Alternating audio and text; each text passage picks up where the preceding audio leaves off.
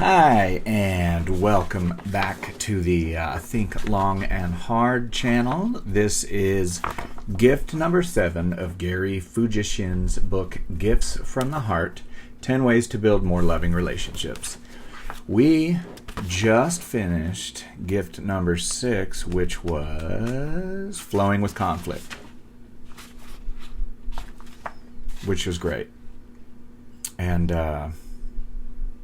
it was talking about how bending and compromise and asking questions about conflict works in your favor to deepen connection and to solve conflict in our relationships. So we are on gift number 7, Forgiving Others. And it starts with a quote from Peter Ustinov, who was a famous actor, I believe. Maybe an ambassador, too, or something. Love is the act of endless forgiveness. A tender look that becomes a habit. Endless forgiveness. That's awesome. Okay. Lynn smiled easily as she sat in a chair across from me. Her face looked far younger than her 22 years, and it masked the resentment she held toward her father. Living at home with her dad, mom, and 2 younger brothers was becoming intolerable for Lynn. Vietnamese refugees, her family immigrated to America when she was 13, and learning the ways of this new country was not easy, especially for her father. Over the past 9 years, her dad had increasingly accused Lynn of becoming too American. He didn't approve of her clothes, her music, or her white friends. She gradually discovered that her conflict and anger toward her father were becoming unbearable. She wanted to move out on her own, but she couldn't afford to as a part-time college student. This issue brought her into therapy. During her 4th counseling session, I asked about the homework I had assigned the previous week. Her task was to apologize to her father for being disrespectful during a recent argument and to ask for his forgiveness. When I initially suggested this assignment, Lynn was reluctant to even consider apologizing because she felt justified in her anger toward her dad. But after explaining that holding on to anger affects her much more than it affects her father, she decided to give it a try. I did what you told me, Lynn began. How did that feel, asking for forgiveness? I inquired. It wasn't easy because my dad is not a talker. To make things worse, he didn't say anything right after I asked him to forgive me. He just walked out of the room looking mad. I'm not concerned about his response, I interrupted. You have no control over your father's response, whether he accepts, rejects, or walks out. All you can do is forgive him and ask for his forgiveness. That is the only thing you have control over, your decision to forgive.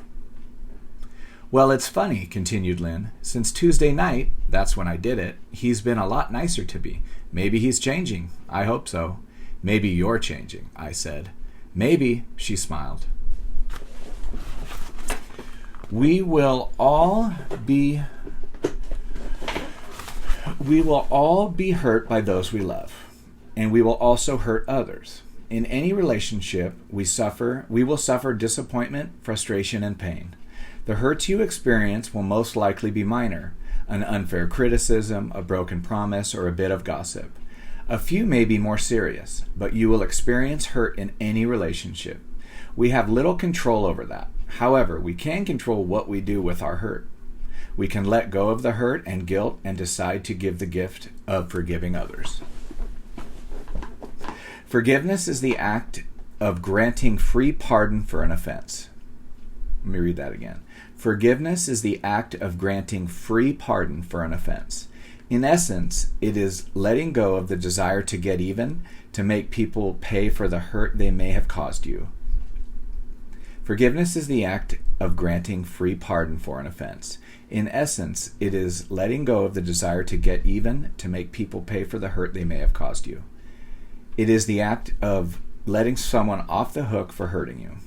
To grant free pardon means that you voluntarily pardon or excuse the individual who hurt you at no cost to them. There is nothing the person has to do, no price he has to pay for you to excuse him from his offense. Forgiveness, however, goes against our very nature. Yeah, it does. Our natural inclination is to get even, to retaliate, to punish those who cause us pain. Many of us have been coached to even the score, make them pay, and take an eye for an eye. But the act of retaliation, if successful, is hollow indeed. Very few of us feel better after we have made a victim of our victimizer. Rarely do we feel like celebrating after we have brought equivalent suffering to those who have made us suffer. Getting even only makes us feel more guilt. Retaliation bears an even higher price than victimization. What do you do with this anger will determine to a large extent the kind of person you will become and the quality of all your relationships. If you choose to hold on to hurt and anger, you will become bitter. This bitterness will infiltrate every area of your relationships. It may not always be observable, but it will affect all your relationships to some degree. It's true. So what is the answer? Forgiveness. Forgiveness might be the most single difficult communication gift you will be asked to give in this book, but it may also be the most liberating gift. In Lynn's case, by asking her father for forgiveness, she was also forgiving him and letting go of some of the hurt and anger she held. Types of forgiveness. We will explore two specific instances of forgiving others. The first instance is when the person apologizes and asks your forgiveness, and the second instance is when the person is not apologetic. No matter which of the two responses the other individual chooses, your goal is to forgive him or her. Forgiving those who ask for your forgiveness. If someone who has wronged you asks for your forgiveness, you need to seriously consider forgiving him. Instances of repeated or chronic physical or emotional abuse do not warrant the same consideration as less dangerous offenses, but you need to consider the violation, the person's sincerity, and the probability of reoccurrence. Forgiveness is not a feeling, but a decision. You need to forgive people if you are to be free. If you decide not to forgive, you, not the other person, may carry the weight of anger and resentment. Forgive those who ask for forgiveness, if it is all possible. Forgiving those who are not apologetic. There will be occasions when someone hurts you and is not apologetic, let alone repentant enough to ask you for forgiveness. In this instance, you must forgive the person anyway. You may not want to forgive her initially. In fact, you may never feel the desire to forgive her for the wrong she has done to you. But remember, forgiveness is not a feeling. It is your decision to be free of hurt and anger. You will probably never feel like forgiving them. However, you can make the conscious decision to let go of your pain. It is for yourself that you decide to forgive. Forgiving those who have hurt you, even if they are not repentant, is the only way you will move beyond the anger that you feel. The only way. That's crazy. Ways to forgive. There are 4 ways you can forgive those who have hurt you and refuse to be apologetic. You can pretend to forgive, imagine their death, ask for their forgiveness, and forgive them directly. Let's read that again. Ways to forgive. There are 4 ways you can forgive those who have hurt you and refuse to be apologetic. You can pretend to forgive, imagine their death, ask for their forgiveness, and forgive them directly. Pretend to forgive. The first method I refer to as pretending to forgive. It can be used when the hurt is too recent or too serious for you to even consider forgiving the other person. Pretending to forgive the other person gives you a chance to feel something other than anger, vengeance, or self-pity. Place 2 chairs about 3 feet apart, facing each other. Sit in one chair and imagine the person who hurt you in the empty chair. Next, pretend you have decided to forgive this person, even though you have not really made this decision.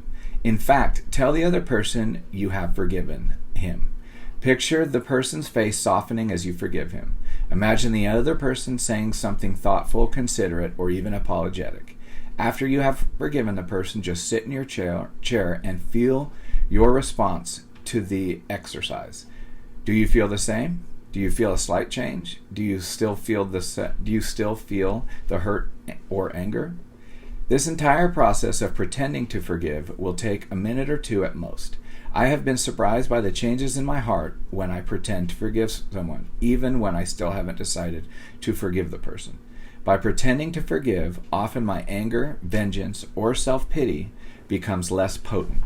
It frees me to consider ways of dealing with my hurt or anger. Imagine their death. The second method of dealing with those who are not apologetic is called imagining their death. This method can soften your attitude toward the other person. It involves imagining the person has only one day to live. Sit quietly and explore what this would mean to you if the person who hurt you would die in the next 24 hours. Do you feel the same? Do you feel slightly different? Do you still focus on yourself and your hurt? Or are you thinking about the other person? Have your feelings changed about the relative importance of the offense compared with the person's impending death? My experience with this exercise is one of freedom. When I imagine never again being able to see this individual, I am no longer concerned about getting even with, punishing, or changing the individual. I usually feel liberated from the person. It is strange, but this technique helps me feel more compassionate, understanding, and loving toward that person. Ask for their forgiveness. The third method I refer to as asking for their forgiveness. This is not an exercise, but rather an actual activity you perform. I don't tell individuals that I forgive them for what they did. Instead, I ask them to forgive me. I ask them to forgive me. I ask them to forgive me for the negative feelings, anger, vengeance, resentment, bitterness, and so forth I might have held against them. Asking their forgiveness is powerful and often brings about startling results. I remember a colleague I worked with some years ago who hurt my feelings by some unfair remarks he had made about me to a number of mutual acquaintances. I learned of these remarks from two people. I was hurt by his criticisms and I harbored resentment and anger toward him. After 3 weeks of being nice to his face, yet holding on to these feelings of anger, I decided to do something about it. I walked into his office one morning and asked if he had a few minutes to talk.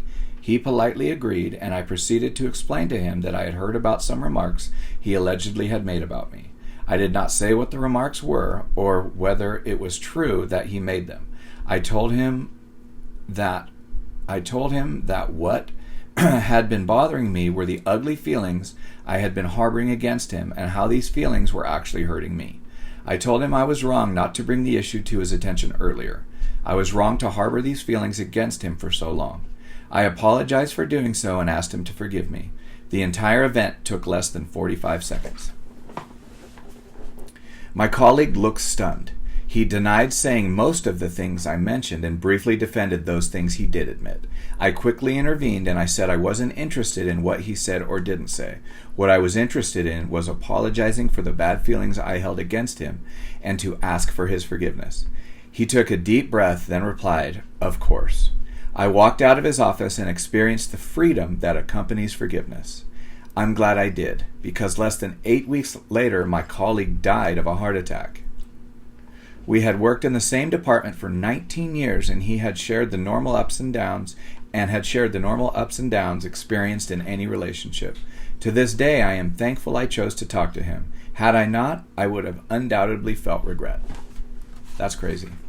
That's another thing too, because you never know what tomorrow holds, right? So you need to it talks about being chained to this resentment and anger and stuff, and that's true. You're chained to it. You can't ever get rid of it unless you do something about it, like forgive. The next one's forgive them directly. The final method for forgiving others is to forgive them directly. After you have decided to forgive other people for their offenses, you share your decision with them in person, face to face.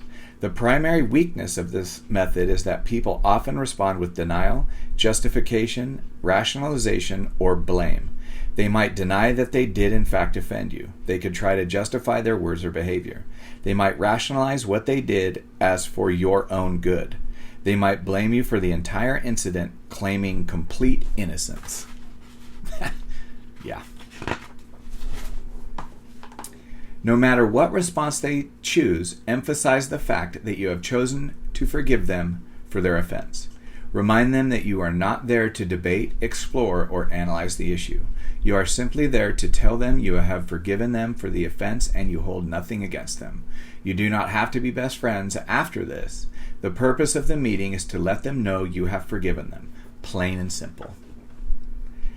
AAA forgiveness method, asking for forgiveness. If you have wronged a loved one and want to ask for forgiveness, you can try the AAA forgiveness method. A, admit you were wrong. A, apologize for the offense. A, ask for their forgiveness. Let's assume you criticize your loved one in front of friends at a party. There was a brief argument over the incident on the way home, but you defended your actions. The incident was never mentioned again, yet in the next few days you begin to feel guilty about your behavior. You decide to ask for forgiveness. Here is how the AAA forgiveness method works. You, honey, do you remember the party last Saturday night? Honey, I've been trying to forget. You, well, I was wrong to criticize you in front of your friends. Admitting you were wrong. Honey, you bet you were. That was a terrible thing to do. Would I ever do something like that to you? You, no, probably not, but I apologize for criticizing you. I'm sorry, apologizing for the offense. Honey, apology accepted, I guess. You, would you forgive me for criticizing you? Asking for forgiveness. Honey, well, yes, of course I will forgive you. Admit you were wrong, apologize for the offense, ask for forgiveness. Not all attempts at asking for forgiveness will go this smoothly, but I wanted you to see how the AAA forgiveness method might work under cooperative circumstances. Did you notice how the first two steps involved declarative statements? You admit you were wrong, a statement, and you apologize for the offense, a statement. But the third step asks a question, asking for forgiveness. After you ask, the ball is in the other person's court, and he must decide what to do with your request. You no longer have a decision to make because you have already decided to ask him to forgive you. Your job is complete. He must decide whether or not to forgive you. I like that because if you ask for forgiveness, even if the person says no, at least you've already done it. If he forgives you, great. That's what we are hoping he will do.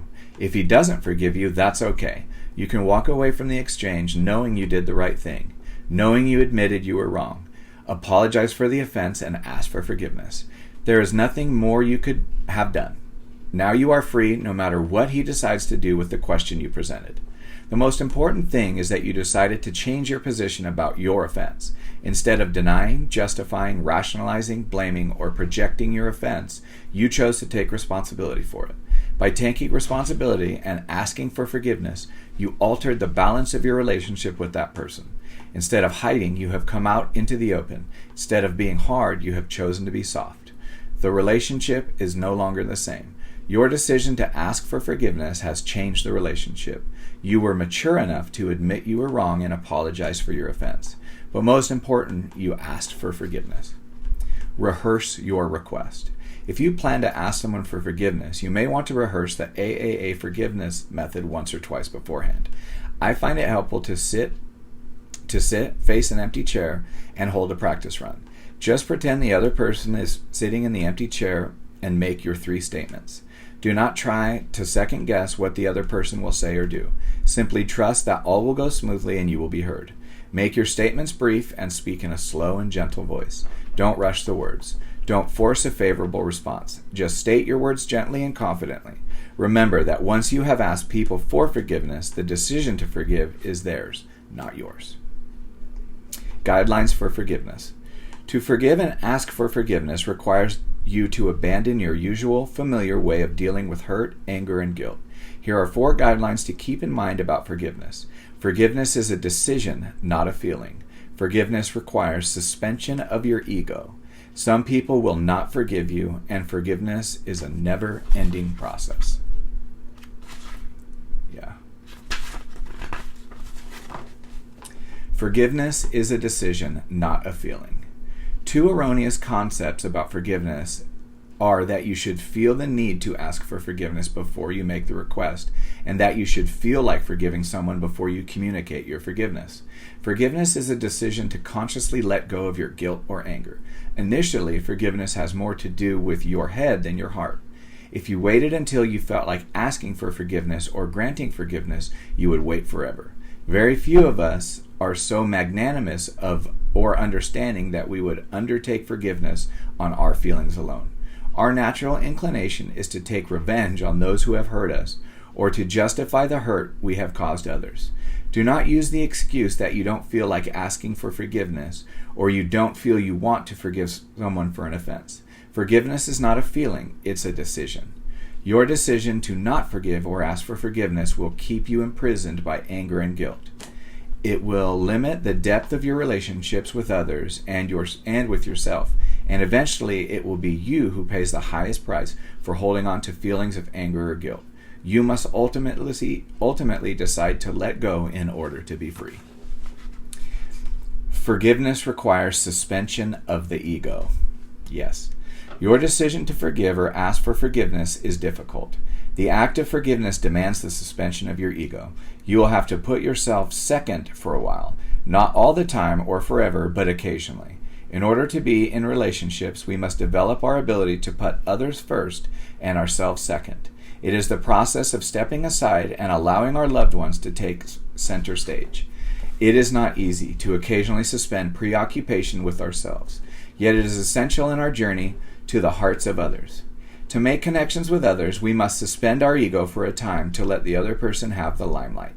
We need to set aside preoccupation with our ideas, attitudes, beliefs, and feelings and be open to the reality of another person. If we do not suspend our ego, we will never be fully free to ask forgiveness or to grant forgiveness to others because we will always be focused on our feelings of anger and guilt. Instead, let go of bad feelings by giving the gift of forgiveness. Step aside long enough to let in your loved ones. Some people will not forgive you. You need to remember that when you request forgiveness, some people will not forgive you. You must somehow learn to accept this fact, or else be disappointed, hurt, or angry. Remember, it is not necessary that a person forgive you. What is most important is that you decide to change your position regarding your offense. You chose to accept responsibility for your actions. By asking for forgiveness, you abandon your position to be right or justified in your actions. Instead, you elected to reestablish those connections with a loved one. Reestablishing connections with a loved one is awesome, I'm sure. Wondering if, yeah. Forgiveness is a never-ending process. Whether we have made the decision to ask for forgiveness or grant forgiveness, the process of forgiving is ongoing. Often in therapy, a client will forgive someone for an offense, but the old feelings of hurt and anger will resurface later. The client will feel frustrated and depressed by his failure to be fully rid of these uncomfortable feelings. He will frequently complain about the return of the anger or hurt. The resurfacing of these feelings is natural and should not be avoided. In fact, it is to be expected. There is no magical cure for pain and suffering. The process of forgiving is not a quick and easy remedy for the anger and guilt we experience. It may require months, perhaps years, to recover fully from hurt. In some instances, we may never recover fully from some of life's most painful sufferings. Forgiving is not a destination. Rather, forgiving is a way of traveling. It is actually something we become over time, a forgiving individual. Forgiving demands of us the greatest of all tasks, the willingness to permit others and ourselves to make mistakes, to break promises, and to never fully measure up. If we were truly perfect, we would never be called on to forgive. But we are human and will always fall short of the mark. If you want to be in a loving relationships with other people, you will find it necessary to give the gift of forgiving others. That's true. That's the end of that. And for the activities, 7.1 personal exploration. These are probably not going to be easy. Recalling past hurts. Recall a past hurt with a loved one. Think about your initial feelings and what you did with your feelings. Are you satisfied with what you did? What would you do differently if the event happened again? What are your responses to this exercise? Exercise 7.2, practice giving. Forgiveness role play. Have a friend or loved one role play someone from whom you need to ask forgiveness. Give your role play partner details on how to speak and behave like the individual they are playing. Whenever your partner is ready, go through the 3 steps of the AAA forgiveness method. How did this role play feel? Will you try to actually ask forgiveness from the person? Why or why not? What are your responses to this exercise? And then exercise 7.3 is practice giving, forgiving yourself. Undoubtedly, you feel guilty about some thoughts, actions, or behaviors for which you haven't yet forgiven yourself. Try giving the gift of forgiveness to yourself. About what thought, action, or behavior do you still feel guilty? Write yourself a brief one-paragraph letter offering forgiveness for what you did. What are your responses to this letter? That's actually good. Forgiving yourself, like on a write down, like I forgive you for. And so that was gift number 7, forgiveness. That's a big one. There's so many people that in their relationships, they're mad about something somebody did, but they love them and they don't want to be mad about that. So forgiving others. And the quote at the beginning was, love is the act of endless forgiveness, a tender look that becomes habit. Endless forgiveness. That's awesome. All right, well, don't forget to think long and hard about forgiving others.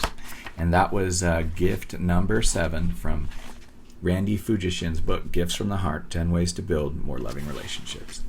I hope you enjoyed it. See you next chapter.